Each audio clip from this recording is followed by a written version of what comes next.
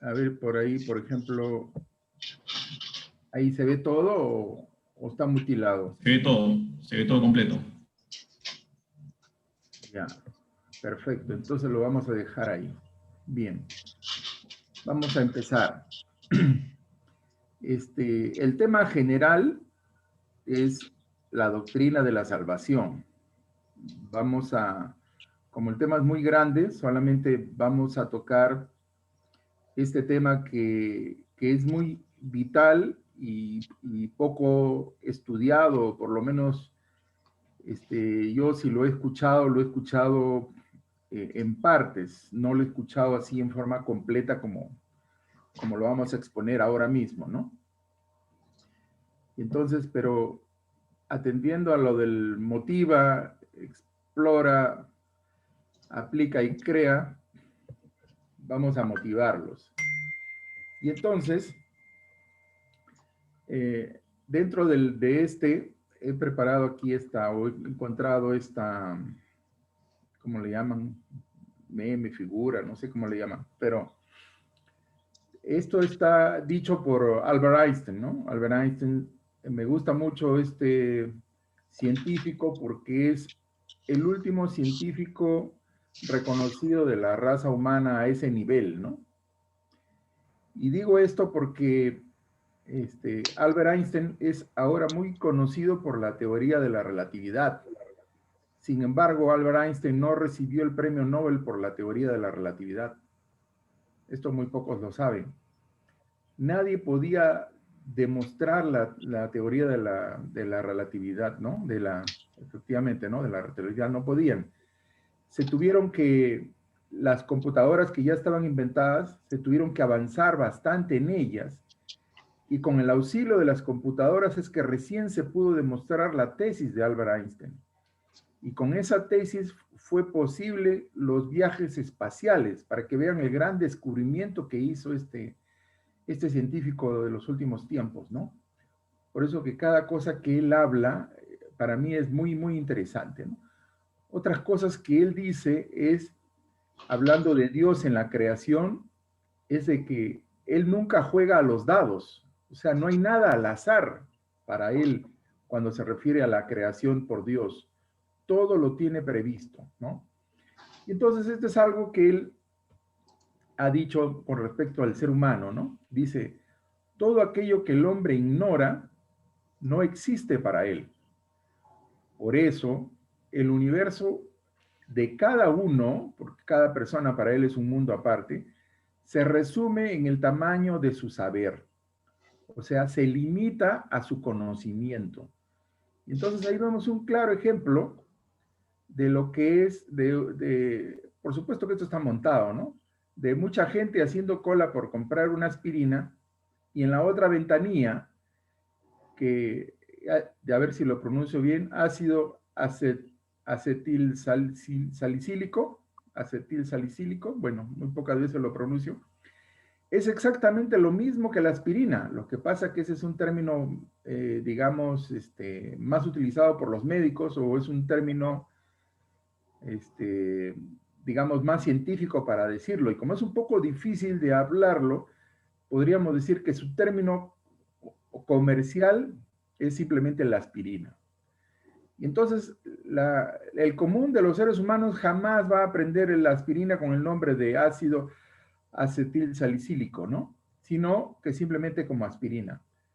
Y entonces, si no lo conocen, no van a hacer cola por eso, ¿no? Entonces, su mundo está limitado a su conocimiento, nada más.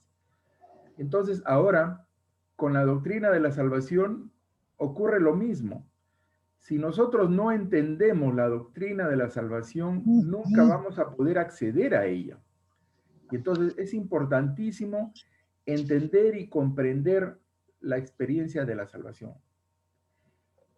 Aquí es un poco que hay que reconocer, por ejemplo, que la Biblia en ese aspecto no es muy clara cuando no se le estudia desde el principio, ¿no? Sino que hay que irla estudiando por partes e irla comprendiendo por partes, ¿no? Otra cosa que me gusta mucho, y creo que uno de los versículos más importantes para mí dentro de la Biblia. Cuando yo leí esto, la verdad es que quedé muy impresionado, ¿no? La verdad os hará libres, ¿no? Esto está sacado más o menos de aquí, de lo que dice, ¿no? Cuando Jesús se dirigía a sus discípulos. A los judíos les decía, a los que habían creído en él, ¿no? Si vosotros permaneceréis en mi palabra, seréis verdaderamente mis discípulos. Y al ser mis discípulos, conoceréis la verdad, y la verdad os hará libres. Esto de conocer la verdad es un sinónimo exacto de tener conocimiento, de adquirir conocimiento relativo a la salvación, o de adquirir sabiduría, también podríamos traducirlo, ¿no? Y entonces es lo que a mí me impacta bastante. Entonces, ¿y dónde vamos a encontrar la verdad? En las Escrituras. Y en las Escrituras está la verdad de la doctrina de la salvación. Y entonces esta doctrina de la salvación la vamos a aprender a través de la experiencia de la salvación. Bien. Dentro de la doctrina de la salvación, está compuesto, según el autor de estos libros, está compuesto de 3 grandes temas. Los 2 previos, que son necesariamente, o que tienen que conocerse necesariamente para entender un poco la experiencia de la salvación. Pero como son temas bastante ya más, digamos, escuchados, conocidos, solamente voy a hacer una referencia de los 2 primeros para enmarcarnos dentro del contexto y poder continuar con el tema de la experiencia de la salvación. Entonces, lo que primero vamos a enfocar es el gran conflicto. El gran conflicto, aquí está un resumen. Toda la humanidad, dice, está ahora envuelta en un gran conflicto entre Cristo y Satanás. ¿Y de qué se trata este conflicto? Este conflicto se trata de que Satanás está cuestionando el carácter de Dios, ¿no? Y además está cuestionando su ley y lo último, su soberanía sobre el universo. Estas 3 cosas resumen el conflicto que tiene Satanás con respecto a Cristo, ¿no? O respecto a Dios, ¿no? Dios está cuestionando el carácter de Dios, la justicia de Dios, el amor de Dios. Está cuestionando su ley que nadie la puede cumplir, que es una ley ilógica y que no puede ser cumplida. Y también está cuestionando su soberanía sobre el universo, que está, digamos, administrando mal el universo, ¿no? Por ejemplo, que no aplica la justicia, sino que tiene preferencias, en fin, una serie de cosas. Estas son las 3 características principales por las cuales Satanás está en gran conflicto con Cristo, ¿no? Dice además que este conflicto se originó en el cielo cuando un ser creado, dotado de libre albedrío, así como nosotros, también de libre albedrío, se exaltó a sí mismo y se convirtió en Satanás, el adversario de Dios, que condujo a la rebelión, a una parte de los ángeles. Sabemos que fue a la tercera parte de los ángeles. No fue un número muy pequeño, ¿no? La tercera parte de los ángeles, yo me imagino que debió ser un número grande, ¿no? Bien. También nos dice que Satanás introdujo el espíritu de rebelión, ese mismo que hizo en el cielo y que convenció a la tercera parte de los ángeles, en este mundo, en el mundo nuestro, cuando indujo a Adán y Eva a pecar. Y resultado de ese pecado, ¿cuál es? Aquí hay 3 cosas que pueden resumir, yo no digo que sea todo, sino resumir exactamente las consecuencias del pecado que trajo en la tierra, ¿no? La primera es la distorsión de la imagen de Dios en la humanidad. ¿Recuerdan ustedes que Dios dijo, hagamos al hombre a nuestra imagen y semejanza?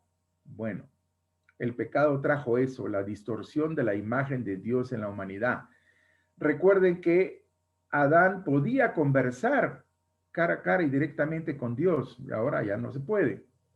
Entonces de ahí viene la distorsión de la imagen de Dios en la humanidad. Y esto lo vamos a ver más adelante también. Por eso que es importante y me estoy deteniendo un poquito en esto. porque más adelante voy a hacer hincapié en este punto, ¿no?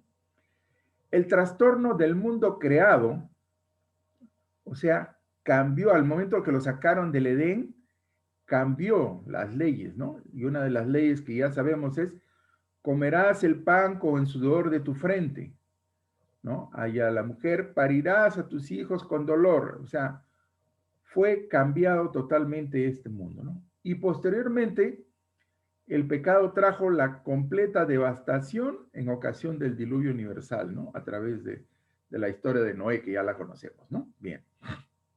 Hasta aquí está resumido todo lo que es el gran conflicto.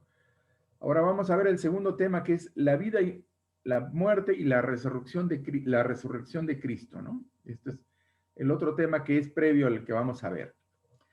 Dice que mediante la vida de Cristo en la tierra, por supuesto, de perfecta obediencia a la voluntad de Dios y en sus sufrimientos, su muerte y su resurrección, Dios proveyó el único medio para expiar el pecado humano. Sabemos lo que es expiar, ¿no? O sea, erradicar por completo el pecado que hicieron los seres humanos al desobedecer a Dios.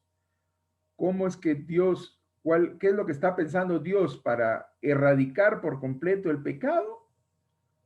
Es lo que pone ahí, mediante la vida de Cristo, o sea, el nacimiento de Él, su vida, la perfecta obediencia a la voluntad de Dios mientras permaneció como ser humano aquí en la tierra, sus sufrimientos por la humanidad, su muerte y posteriormente su resurrección, ¿no? Bien. Dice que esto es posible y que posibilita que por fe acepten los seres humanos esta expiación y puedan conseguir la vida eterna. Y toda creación también pueda comprender mejor el infinito y santo amor del Creador. Ojo que aquí toda creación está hablando de otros mundos también, ¿no? Y también está hablando de los ángeles también. Bien. Esta expiación perfecta, o sea, lo que hizo Cristo durante la tierra, vindica la justicia de la ley de Dios, o sea, le da legalidad.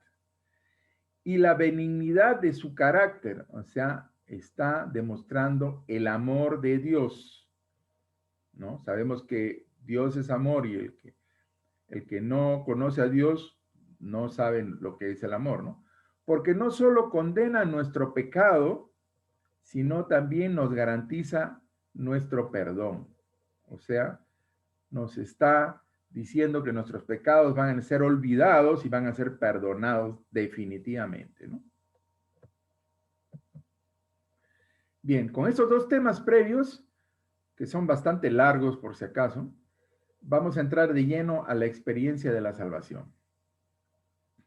Aquí voy a decirles que esto lo vamos a tocar básicamente en tres partes. La experiencia de la salvación de los seres humanos en el pasado, la experiencia de la salvación en el presente y la experiencia de la salvación para el futuro. Por eso es que quiero que, recuerden bien estas tres etapas, porque son las que más o menos vamos a tomar para explicar este tema de la experiencia de la salvación.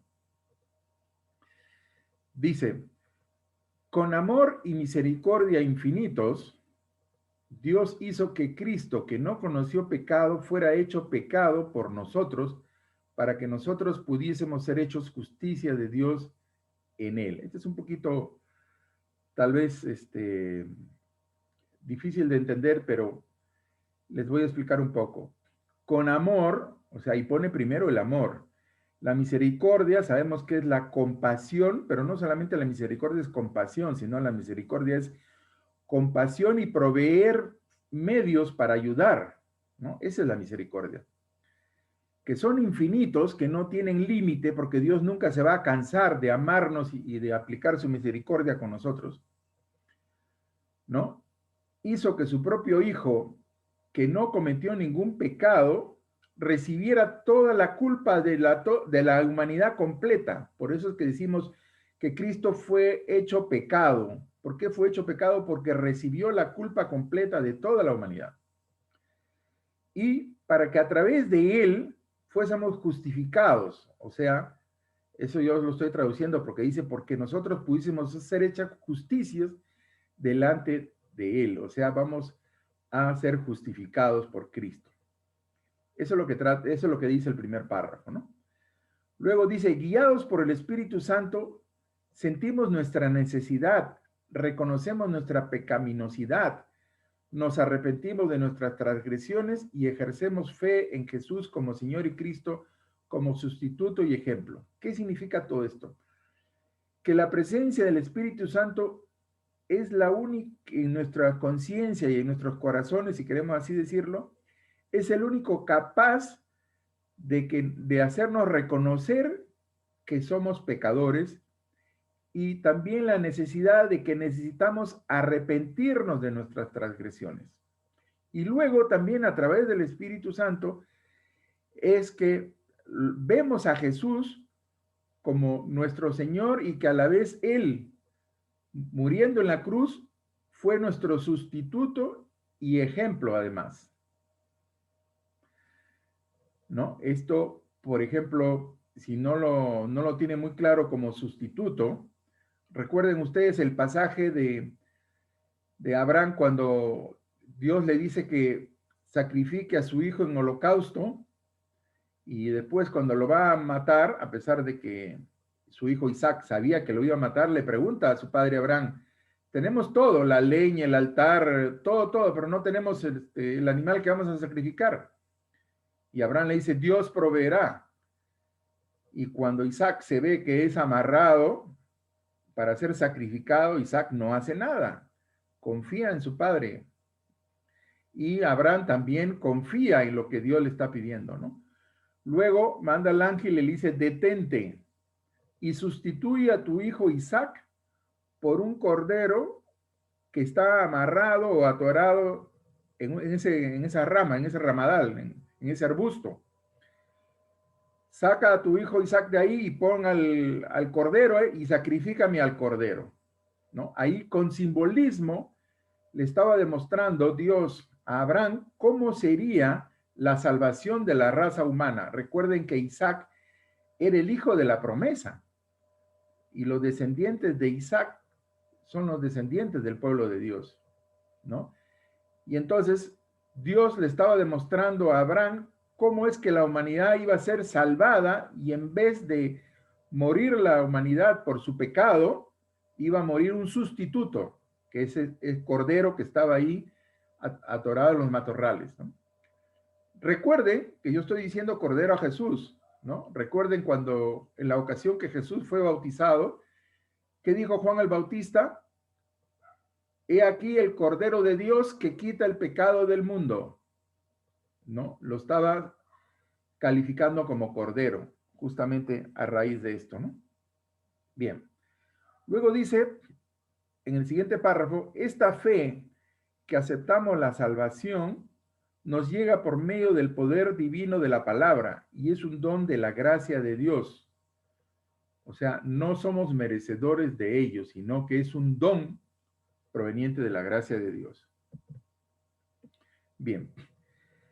Dice que mediante Cristo somos justificados. ¿Ves? Aquí estamos hablando de la justificación. Ya lo voy a explicar por qué. Adoptados como hijos e hijas de Dios y librados del dominio del pecado. O sea, todos los que creyeren en Cristo y fueran sus discípulos serán justificados por Él, ¿no? O sea, serán sustituidos. O sea, cuando venga el juicio final, Dios nos va a declarar no solamente no culpables, sino inocentes, porque todos nuestros pecados serán borrados. Y vamos a presentar a Jesús como nuestro mediador, como nuestro justificador. Entonces, Jesús va a decirle a Dios, sí, yo morí por él, por tanto, él ya es inocente. Y seremos finalmente librados del dominio del pecado. El siguiente párrafo dice, por medio del Espíritu nacemos de nuevo y somos santificados. Aquí el trabajo del Espíritu Santo es renovarnos en una vida nueva y luego ser santificados, ¿no? El Espíritu renueva no solamente nuestras mentes, sino que graba además la ley de amor de Dios en nuestros corazones y nos da poder para vivir una vida santa. Eso lo vamos a explicar más adelante. Poder vivir una vida santa, ¿es posible? Bueno, eso lo vamos a explicar más adelante. Al permanecer en Él, o sea, en Cristo, somos participantes de la naturaleza divina y tenemos la seguridad de la salvación ahora y en ocasión del juicio, ¿no? En la segunda venida de Cristo.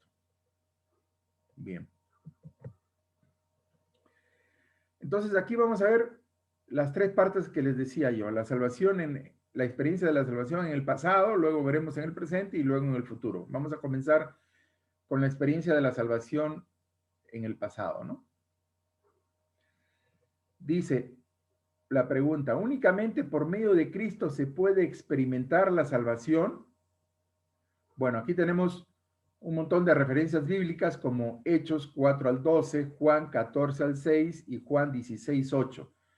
Como no nos va a alcanzar el tiempo, yo he remarcado el más importante para mí, que para otros puede ser otro más importante, pero bueno, yo he resaltado Hechos 4:12 y dice, y en ningún otro hay salvación, porque no hay otro nombre bajo el cielo dado a los hombres en que podamos ser salvos. O sea que no existe ningún otro mediador más que Jesús, ¿no? No podemos utilizar otros mediadores, ni nuestro padre, ni nuestra madre, ni nuestros abuelos, algún santo o lo que sea, ¿no? Nadie, solamente Dios, Jesús, ¿no? A través de él nada más. Bien, ahora nos pregunta también, ¿qué es el arrepentimiento? Para el arrepentimiento tenemos Proverbios 28:13, Salmos 51, 1 y 3 y 10. Yo he escogido el Salmo 51, 1, donde David, en ocasión de pedir perdón a Dios por el asesinato y el adulterio que había cometido con Betsabé, le dice a Dios, ten piedad de mí, oh Dios, conforme a tu misericordia, conforme a la multitud de tus piedades, borra mis rebeliones. Este ejemplo me gusta mucho a mí porque declara un rey adúltero y asesino, ¿no? Y sin embargo, a veces nosotros nos decimos, uy, tantos pecados cometemos nosotros, ¿querrá Dios perdonarme? Bueno, lo perdonó a David, al rey David lo perdonó, no porque era rey, sino porque David se arrepintió y entre todo lo que dijo fue eso, ten piedad de mí, oh Dios, conforme a tu misericordia, conforme a la multitud de tus piedades, borra mis rebeliones, ¿no? Y más abajo dice, porque yo reconozco mis rebeliones y mi pecado, ¿no? Y cree en mí, oh Dios, un corazón limpio y renueva un espíritu recto de mí, ¿no? Bueno. Vamos aquí a hablar un poco sobre qué es la justificación y en qué consiste. Bien. Para ello tenemos 2 Corintios 5:21, tenemos Romanos 3:24 y Romanos 3:28, y tenemos también Romanos 5 del 16 al 19. Yo he escogido Romanos 3:28 para explicar un poco sobre qué es la justificación y en qué consiste. Concluimos pues que el hombre es justificado por fe sin las obras de la ley. O sea, nosotros no necesitamos hacer méritos para que Dios o Cristo nos justifique. En el juicio final, nosotros vamos a decir, no, yo hice buenas obras, por tanto quiero ser justificado. No, no, eso no existe. Dice que el hombre es justificado por fe, ¿en quién? En Cristo, sin las obras de la ley, ¿no? Bien, vamos avanzando. ¿Cuál es el papel de la fe y las obras? Vamos a hablar un poco sobre qué consiste de la fe. Samuel está hablando mucho aquí de la fe y de las obras y yo no entiendo nada. Bueno, vamos a ver un poco sobre eso. Aquí para entender un poco la fe y las obras tenemos a Hebreos 11 del 8 al 10, tenemos Génesis 12, 4, 13, 18 y Santiago 2 del 17 al 26. ¿no? Un poco por la fe, ya hemos hablado de Abraham, del caso de Abraham, que cuando le pide que sacrifique a su hijo, Abraham hace eso. También Abraham accede a salir de su lugar, ¿no? Por mandato de Dios, para habitar en una tierra extranjera. Bien, ahí tenemos varios casos de... En Génesis también hay, ¿no? Y en Santiago, yo he escogido el de Santiago, que dice, así también la fe, si no tiene obras, es muerta en sí misma. Bueno, aquí lo que podemos decir para aclarar este último párrafo de Santiago 2:17, dice que una vez que uno tiene fe, la fe provoca o produce obras. Y no es al revés, no es que yo haciendo obras puedo justificar mi fe. No, no es así. Sino que teniendo fe, por amor hago obras, por amor de esa fe en Cristo, por amor en Cristo, es que hago esas obras. Y además nos aclara que si yo tengo fe y no hago obras, esa fe es muerta. ¿Y qué significa hacer obras? A través de la fe. Significa que tenemos que aplicar un cristianismo práctico, no un cristianismo teórico. Significa que no solamente yo debo entender toda la Biblia de cabo a rabo o desde el Génesis hasta el Apocalipsis, sino que tengo que aplicar un cristianismo práctico, o sea, tengo que hacer obras por amor a Cristo. Eso es lo que dice, ¿no? Y esas obras tienen que manifestarse porque yo tengo amor a Cristo. Si no se manifiestan esas obras como consecuencia de la fe, esa fe es muerta. Eso es lo que dice. Bien. Seguimos con el papel de la fe y las obras. En Santiago 2:22 también dice, ¿no ves que la fe actuó juntamente con sus obras? ¿No? O sea que no existe la fe separada de las obras, y que la fe se perfeccionó por las obras, o sea que nuestra fe se va incrementando más a medida que vayamos obrando por amor. Y ese obrar significa ayudar a nuestros semejantes, adorar a Dios y todo eso, ¿no? Bien, pasamos a ¿cuáles son los resultados del arrepentimiento y la justificación? Este es un tema un poquito difícil de entender al principio cuando se escucha por primera vez, pero vamos a tratar de hacerlo lo más claro posible, ¿no? El apoyo está en Primera de Corintios 6:11, en Romanos 1:7, en Filipenses 1:1, en Efesios 1 del 6 al 7 y en Primera de Juan 5:12. ¿Y qué nos dice? El verdadero arrepentimiento y justificación conducen a la santificación. O sea que primero es el arrepentimiento, luego la justificación y finalmente la santificación. Dice, la justificación y la santificación se hallan estrechamente relacionadas. La justificación y la santificación designan dos aspectos de la salvación.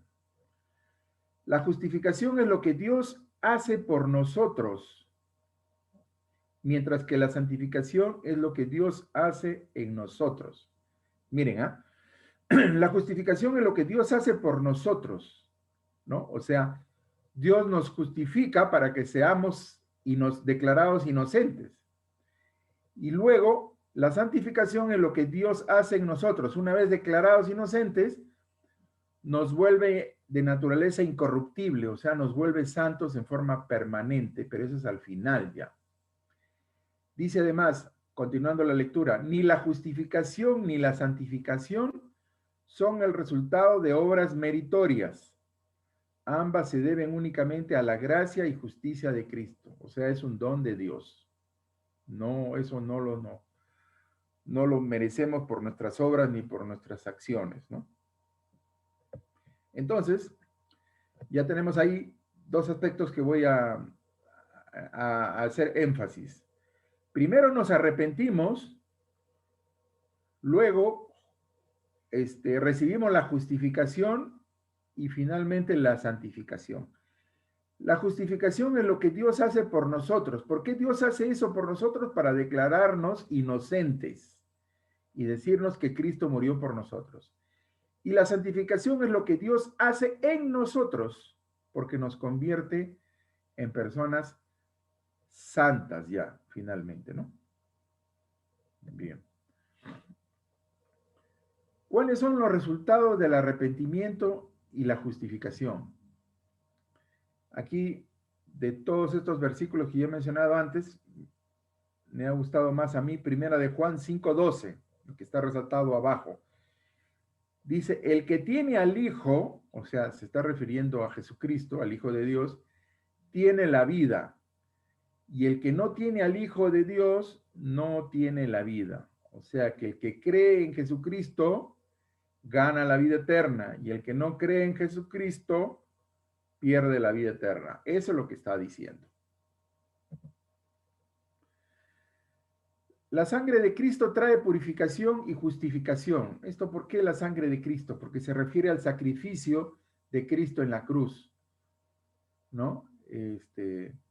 Sin derramamiento, la Biblia dice que sin derramamiento de sangre no hay remisión de pecados. Por eso que Cristo tuvo que morir en la cruz, ¿no? Y esa sangre es la que trae purificación y justificación. En 2 Corintios 5:17 encontramos, de modo que si alguno está en Cristo, nueva criatura es. Las cosas viejas pasaron, y aquí todas son hechas nuevas. O sea, Dios se olvida de todos nuestros pecados y nos hace una criatura nueva. Bien. Lo mismo que hizo con David, ¿no? ¿Qué cambios produce el Espíritu Santo en la vida del creyente? Esto es importante también. ¿Cómo es que influye el Espíritu Santo en la vida del creyente, ¿no? Aquí tenemos a Romanos 8, del 1 al 10 y Gálatas 5, 22 y 23. Se refiere más que nada a viviendo en el Espíritu, dice el título ahí dentro de la Biblia, ¿no? Y escogido Romanos 8:1, dice, ahora pues, ninguna condenación hay para los que están en Cristo Jesús, los que no andan conforme a la carne, sino conforme al Espíritu. Bueno, aquí está diciendo lo mismo que ya estaba diciendo yo antes, que no hay ninguna condenación si es que aceptamos a Cristo como nuestro Salvador. Pero además nos está agregando algo más. Nos está diciendo que nosotros como cristianos no debemos actuar conforme a la carne, o sea, conforme a nuestros propios deseos, sino actuar conforme al Espíritu. Eso significa actuar conforme a la voluntad de Dios, ¿no? Repito, los que no andan conforme a la carne, sino conforme al Espíritu. El andar conforme a la carne significa andar con nuestra propia voluntad. Y el andar conforme al Espíritu es aceptar la voluntad de Dios. Bien. Seguimos con qué cambios produce el Espíritu Santo en la vida del creyente. Aquí he escogido dos versículos que son continuación, ¿no? Romanos 8:6 y Romanos 8:7. Porque el ocuparse de la carne es muerte, pero el ocuparse del Espíritu es vida y paz. O sea, si nos ocupamos de la carne, significa que vamos a hacer nuestra propia voluntad, estamos condenados a morir. Pero si nos ocupamos del Espíritu, nos vamos a ocupar y ser dependientes de Dios, eso nos da vida y nos da paz. Continúa diciendo en Romanos 8:7, por cuanto los designios de la carne son enemistad contra Dios, porque no se sujetan a la ley de Dios, ni tampoco pueden sujetarse a la ley de Dios, ¿no? Es como un corolario del anterior, ¿no? Seguimos con los cambios que produce el Espíritu Santo en la vida del creyente. En Romanos 8:10 nos dice, pero si Cristo está en vosotros, o sea, hemos aceptado la voluntad de Dios, la dependencia de Cristo, el cuerpo en verdad está muerto a causa del pecado, mas el Espíritu vive a causa de la justicia, ¿no? O sea, nuestro cuerpo va a morir, ¿no? En esta tierra, pero nuestro espíritu va a vivir a causa de la justicia de Cristo, ¿no? Porque nosotros hemos aceptado a Cristo, ¿no?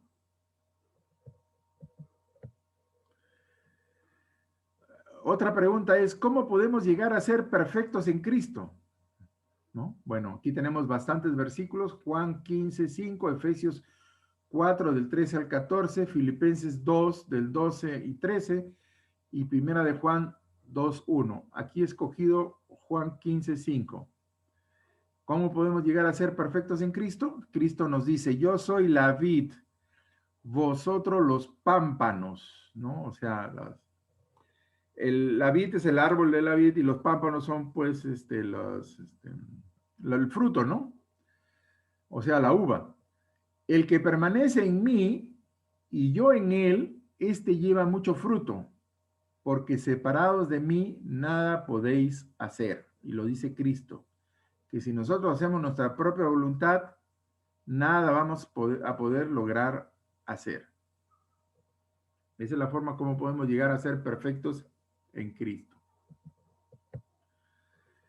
También cómo podemos llegar a ser perfectos en Cristo, siendo luminares en el mundo, ¿no? De aquí, en Primera de Juan 2:1, dice, hijitos míos, estas cosas, dice Pablo, ¿no? Estas cosas os escribo para que no pequéis. Y si alguno hubiere pecado, abogado tenemos para con el Padre a Jesucristo el justo. Y aquí está reafirmando que tenemos un solo abogado, un solo mediador para la ley de Dios, para la transgresión de la ley de Dios. Jesucristo el justo.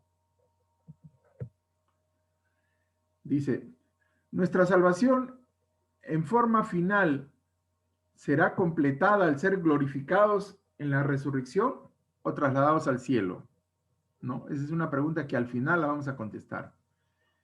Dice, nuestra salvación en forma final será completada al ser glorificados en la resurrección, o sea, cuando Dios venga y nos resucite, o cuando seamos trasladados al cielo. Bien, vamos a verlo. Aquí vamos previamente a estudiar la glorificación y santificación y también la glorificación y la perfección. Esos dos subtítulos vamos a verlos ahorita, la glorificación y la santificación. Entonces, atendiendo a la glorificación y santificación, vamos a ver Romanos 8:11. Y si el espíritu de aquel que levantó de los muertos a Jesús mora en vosotros, o sea, el Espíritu Santo, el que levantó de los muertos a Cristo Jesús vivificará también vuestros cuerpos mortales por su espíritu que mora en vosotros, ¿no? O sea, esta es la promesa de la resurrección en Cristo.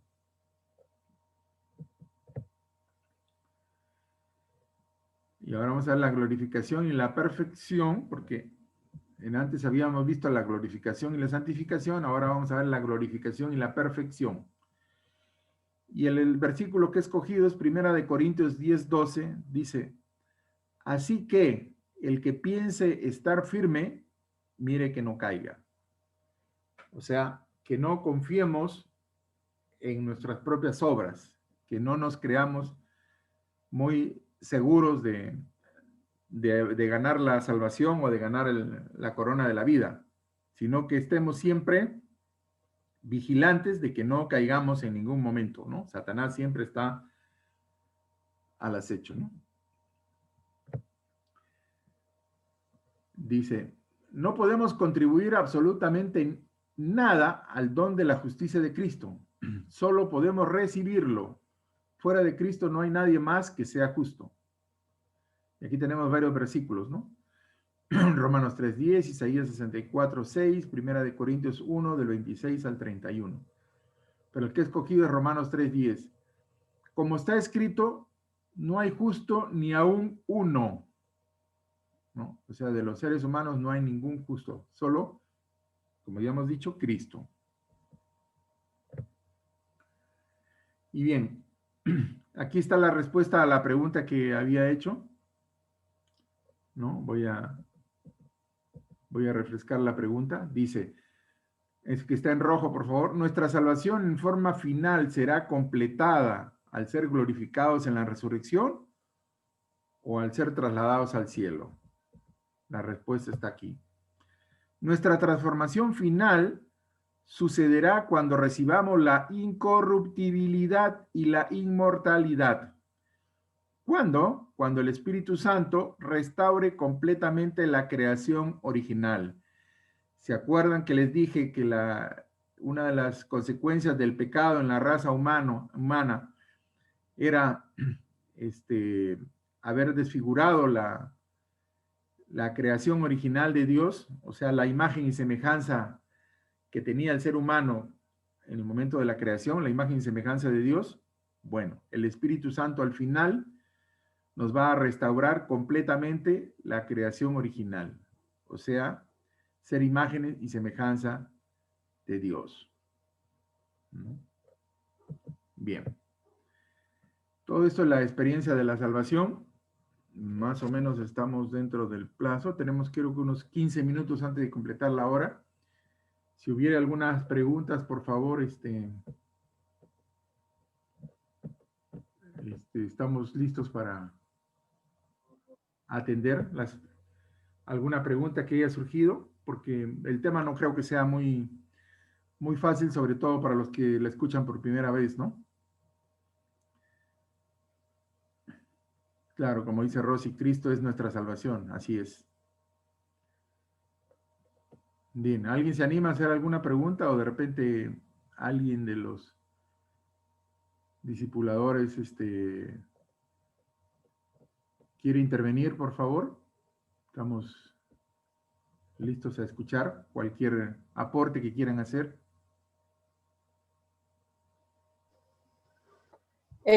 Bueno, básicamente para enmarcar todo lo que se ha conversado, bien allí Rosy también lo ha colocado, arrepentimiento, la justificación, le pone perdón, la santificación.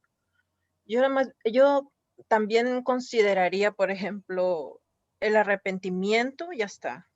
Después del arrepentimiento, la confesión, ¿no? Después de la confesión, la justificación y luego la santificación, ¿no? Como 4 puntos, digamos, desde el punto de vista personal, ¿no? O sea, 4 puntos. El arrepentirse, la confesión, la justificación y la santificación, ¿no? Ahí falta uno en medio, Meilín, falta uno ahí. Es arrepentimiento, confesión, perdón, justificación y santificación. Esos son los 5 que dice el texto. Ajá. El perdón, bueno, sí, efectivamente está incluido allí, ¿no? Porque justamente los versículos que hablan sobre el arrepentimiento y la confesión van ligados al perdón, ¿no? Confesión para el perdón de los pecados, ¿no?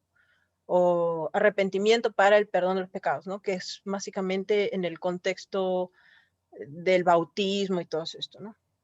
Tomémoslo así, arrepentimiento, la confesión, el perdón, junto con ellos, la justificación y la santificación, ¿no? Palabras claves en este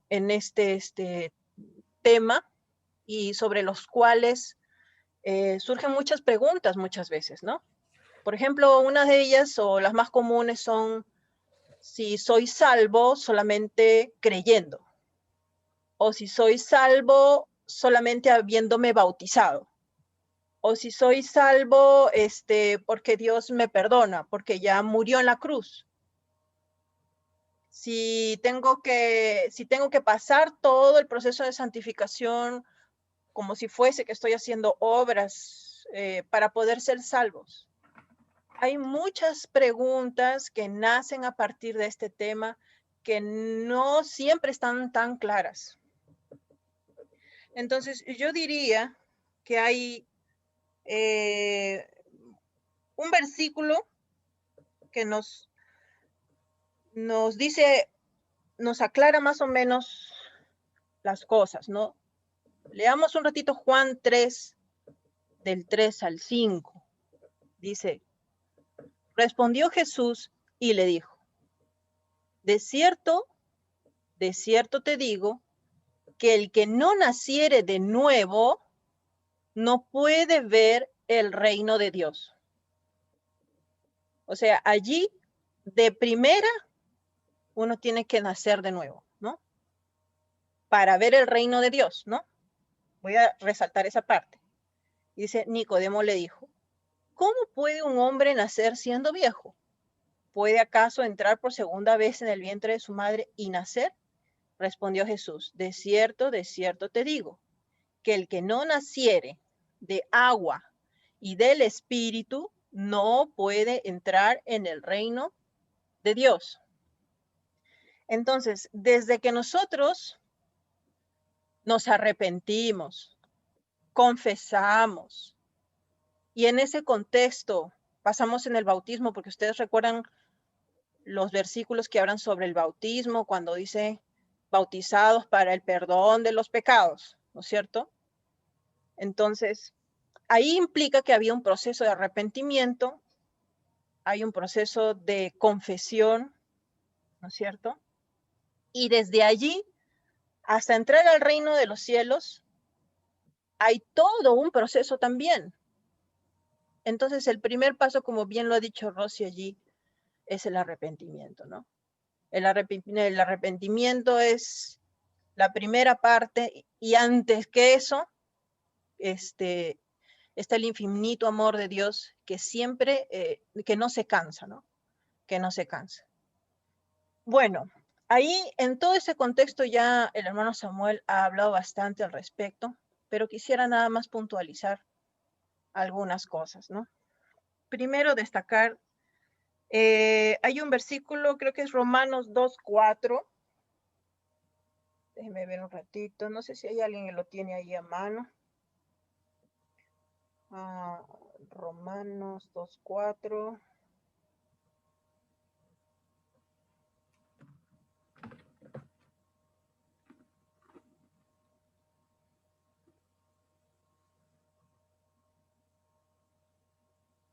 Dice, tú desprecias la inagotable bondad, tolerancia y paciencia de Dios sin darte cuenta de que es precisamente su bondad la que te está llevando a convertirte a Él. Entonces acá nos deja claro de que la bondad de Dios, su tolerancia y su paciencia es inagotable. Y es precisamente su bondad la que nos lleva a convertirnos. Nos da múltiples oportunidades. Pero sí también quería destacar de que el hecho de que recibamos perdón no significa que sean borrados, o mejor dicho, que después de lo que hayamos hecho, no tengamos que asumir algunas consecuencias. Si bien David fue perdonado, David tuvo que asumir una consecuencia. ¿Cuál fue? Y eso está escrito. Perdió a Eso su está hijo. en 2 de Samuel 12:14. Y lo voy a leer porque para que quede claro eso, ¿no? 2 de Samuel 12. Ya cuando uno entre los 45 ya no ve claro ya. 12:14. Dice, pero como has ofendido gravemente al Señor, dice, perdón, el Señor no te va a castigar a ti por tu pecado y no morirás. Pero como has ofendido gravemente al Señor, tu hijo recién nacido tendrá que morir. Entonces, lo que quiero decir es que si nosotros tenemos acciones que no están en orden, vamos a tener que asumir las consecuencias responsablemente de esas acciones. De pronto lo que hará el Señor será darnos pruebas que podamos tolerar, que de pronto de repente sean hasta, sin el Señor hubieran sido catastróficas totalmente. Pero hay lecciones que necesitamos aprender. Por ejemplo, si yo tengo una pareja y esa pareja me golpea, ¿yo puedo perdonar a mi pareja? Sí, puedo perdonar, pero eso no significa que yo voy a regresar con mi pareja, ¿no es cierto? Entonces, hay consecuencias de las acciones que nosotros hacemos. El perdón de los pecados se va a dar, pero eso no significa que tengamos que asumir consecuencias de nuestros actos. Y eso también, que quede claro que no, que el Señor me perdona y yo voy a seguir pecando, ¿no es cierto? Eso también responde esa interrogante que a veces uno se hace, ¿no? O digamos, uno se toma la libertad de seguir actuando de una forma incorrecta, ¿no? Me has hecho acordar lo que yo les digo siempre a mis hijos, ¿no? Tus acciones traen consecuencias. Si las acciones son buenas, las consecuencias son buenas. Si tus acciones son malas, las consecuencias son malas. Todo tu actuar trae consecuencias. ¿Qué tipo de consecuencias quieres en tu vida? Bueno, tienes el libre albedrío para hacerlo, ¿no? Pero siempre eso se los tengo yo presente y se los repito, pero constantemente y a cada rato, ¿no? Todo lo que tú hagas trae consecuencias. Y entonces cuando vas a tomar alguna decisión importante, ¿la estás consultando con Dios o la estás decidiendo por ti solo? Si la estás consultando con Dios, Dios te orientará. Si estás haciendo tú solo, asumirás tus riesgos, ¿no? Como lo hizo David con Betsabé, ¿no? Bueno, eso quería decir. Luego, en la parte de santificación, también me gustaría destacar una cosa, ¿no? En 2 de Pedro 1:4, dice, por medio de estas cosas nos ha dado sus promesas, que son muy grandes y de mucho valor, para que por ellas lleguen ustedes a tener parte en la naturaleza de Dios. O sea, para ser parte de la naturaleza de Dios, Dios nos ha dado grandes promesas, nos ha dado formas para llegar. Y dice, seguidamente dice, y escapen de la corrupción que los malos deseos han traído al mundo. O sea, ambas cosas no combinan, ¿no? No combinan una vida de pecado hacia el camino de la salvación, no combina. Por eso, por más que el Señor tenga una bondad infinita, de todas maneras, al colocarnos en sujeción a nuestros pecados, podemos perder el camino. Y más adelante también sobre el tema de las obras. Eso, Santiago 2:14 en adelante.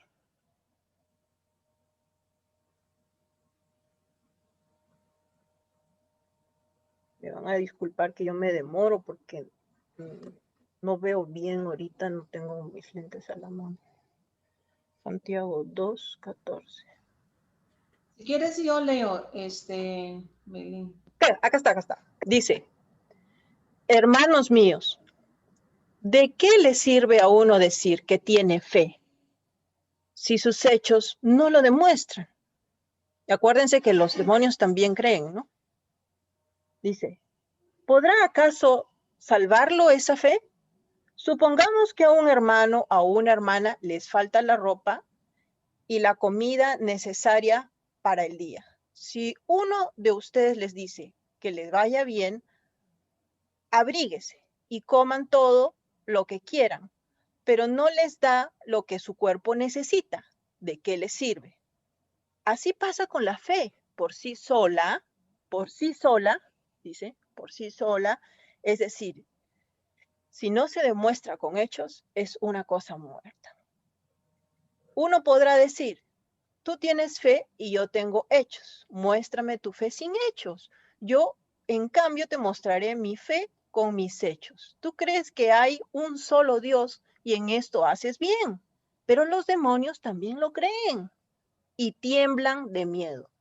No seas tonto y reconoce que si la fe que uno tiene no va acompañada de hechos, es una fe inútil. Dios aceptó como justo a Abraham, nuestro antepasado, por lo que él hizo cuando ofreció en sacrificio a su hijo Isaac.